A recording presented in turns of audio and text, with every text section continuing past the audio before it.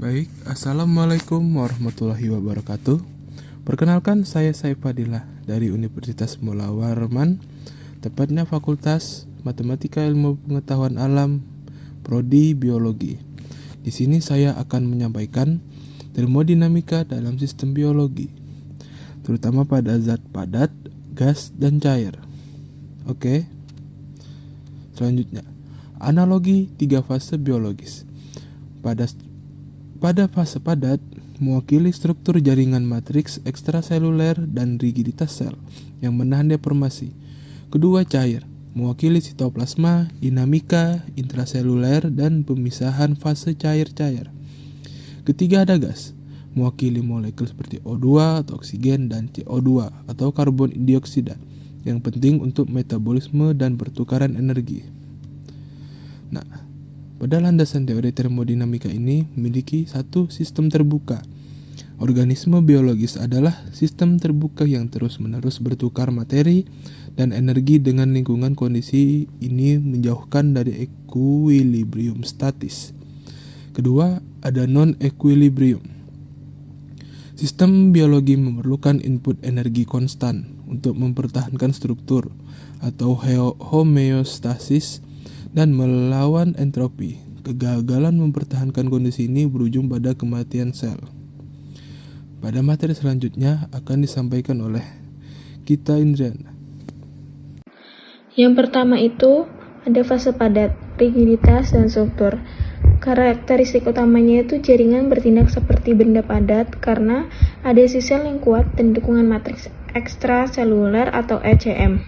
Nah, implikasi biologisnya itu perubahan dari fase padat ke cair pada jaringan berperan penting dalam penyembuhan luka, pengembangan embrio, dan bahkan penyebaran sel kanker atau tumorigenesis. Dan yang terakhir itu ada termodinamika yang melibatkan energi elastis dan usaha yang diperlukan untuk deformasi struktur.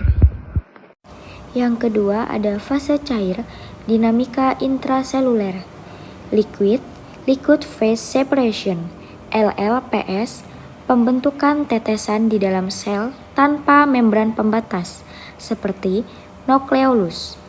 Sifat dinamika, struktur ini dapat melebur, memisahkan diri, dan mengalir, memungkinkan reaksi kimia terlokalisasi. Peran air, termodinamika air, dan interaksi hidrofobik adalah kunci stabilitas fase cair ini. Relevansi, penting untuk agregasi protein dan respon terhadap stres seluler. Pada bagian ini, saya akan membahas bagaimana gas, khususnya oksigen dan karbon dioksida, bergerak di dalam tubuh kita.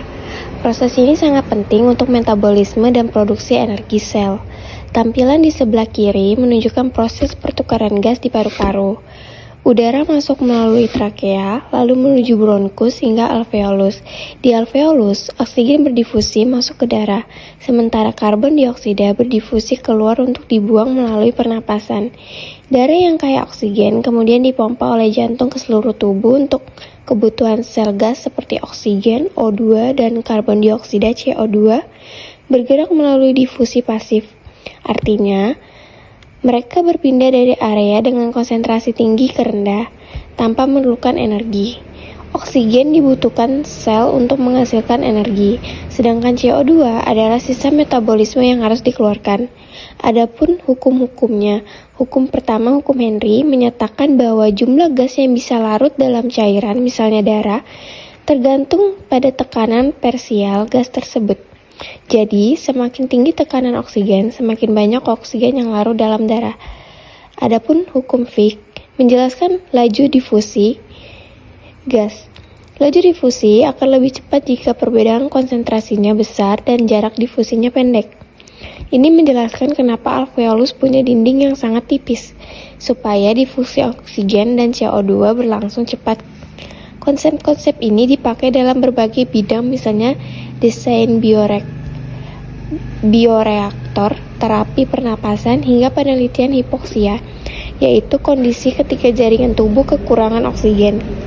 Jadi, Intinya, fase gas dalam sistem biologis bergantung pada proses difusi, dan hukum-hukum seperti Henry dan Fick membantu kita memahami dan mengukur bagaimana gas berpindah di dalam tubuh. Baik, selanjutnya ada interaksi antar fase, terutama padat dan cair. Hidrasi atau mekanisme biologis yang disebut dengan hidrasi matriks ekstraseluler. Dehidrasi meningkatkan kekakuan atau padat. Hidrasi memungkinkan fleksibilitas benda cair. Kedua, dari cair ke gas. Kelarutan oksigen seperti mekanisme kelarutan oksigen dalam sitoplasma, yaitu dipengaruhi oleh suhu, pH atau asam, dan salinitas cairan pada hukum Henry. Ketiga, transisi fase. Perubahan sifat sel dari solid to fluid atau padat ke cair. Prinsip termodinamikanya itu fluktuasi energi bebas memicu perubahan perilaku kolektif sel. Jadi, setelah materi yang kami sampaikan, didapat kesimpulan bahwa meskipun sistem biologi diatur oleh mekanisme aktif yang kompleks, prinsip fisika fase padat, cair, dan gas memberikan kerangka kerja fundamental untuk memahami struktur dan fungsi kehidupan. Sekian materi dari kami. Terima kasih. Wassalamualaikum warahmatullahi wabarakatuh.